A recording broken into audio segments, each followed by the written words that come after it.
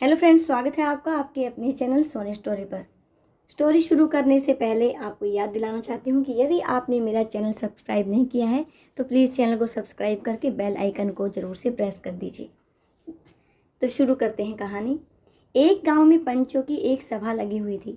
इन पंचों में उस गांव के 5 लोग पंच के पद पर नियुक्त थे।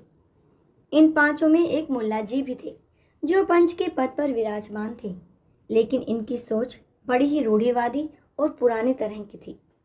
ये किसी भी नीची जाति के लोगों को सीधी नज़रों से नहीं देखते थे। अगर वे उनके सामने आ जाते तो वह अपने मुंह पर कोई कपड़ा रख लेते या अपना मुंह फेर लेते थे। इन 5 पंचों में एक पंच नीची जाति से भी था, लेकिन वह काफ़ी समझदार और सुलझी हुई बुद्धि का व्यक्ति था। उन्होंने अपने काबिलियत के दम पर पंच का पद हासिल किया था। उनका नाम हरिलाल था। उनसे मुल्ला जी ज़्यादा ही चिढ़ते थे। सभा चल रही थी।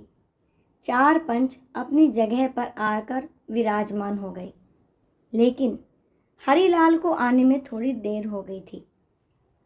हरिलाल जल्दी जल्दी सभा में आए और उन्होंने देखा कि उन्हें बैठने के लिए सिर्फ एक जगह ही खाली थी, जो कि मुल्ला जी के बाजू में थी। तो हरिलाल जाकर के मुल्ला जी के बाजू में बैठ गए।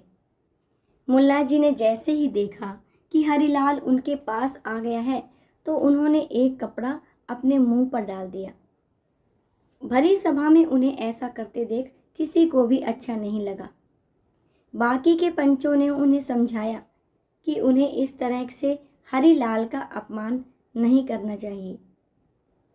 तो मुल्ला जी ने विरोध करते हुए कहा कि अगर मैं इस नीची जाति के व्यक्ति को सीधी नज़रों से देख लूँगा तो मुझे पाप लगेगा।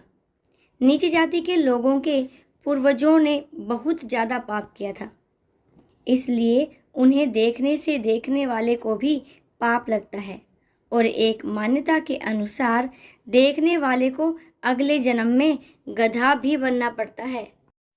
सभी ने उन्हें समझाने की लाख कोशिश की, लेकिन वह नहीं माने। हरिलाल तब तो कुछ नहीं बोला, लेकिन उसने मन ही मन ठान लिया कि वक्त आने पर वह मुल्ला जी को करारा जवाब जरूर देंगे। इस बात को कई दिन बीत गए। एक बार किसी समस्या का समाधान करने के लिए 5 पंच एक रास्ते से गुजर रहे थे। रास्ते में हरिलाल ने देखा कि 3-4 गधे घास चर रहे थे। हरिलाल ने सबको रुकने के लिए कहा और वह सीधा गधों के पास गया और उनके पैर छूकर उन्हें प्रणाम करने लगा। सभी ये देखकर हैरान थे। सबको लगा कि शायद हरिलाल का दिमाग खराब हो गया है।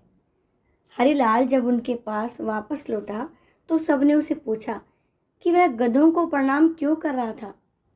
हरिलाल ने शांति से जवाब दिया कि मेरे पूर्वजों को देखने की वजह से मुल्ला जी के पूर्वज गधे हो गए हैं।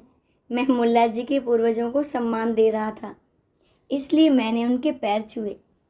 सभी पंच हरिलाल की बात सुनकर हंसने लगे, सिवाय मुल्ला जी के। मुल्ला जी ने काफ़ी सोचा और उन्हें हरिलाल की व्यंग्य से की गई बात समझ में आ गई।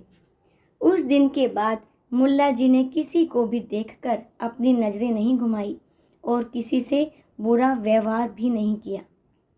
दोस्तों, बुद्धि और समझदारी से हम किसी को भी कुछ भी समझा सकते हैं। हमेशा झगड़ा करने से समस्या का हल नहीं निकलता। इसी के साथ आपसे विदा लेती हूँ। फिर मिलेंगे किसी नए दिन नई स्टोरी के साथ। धन्यवाद।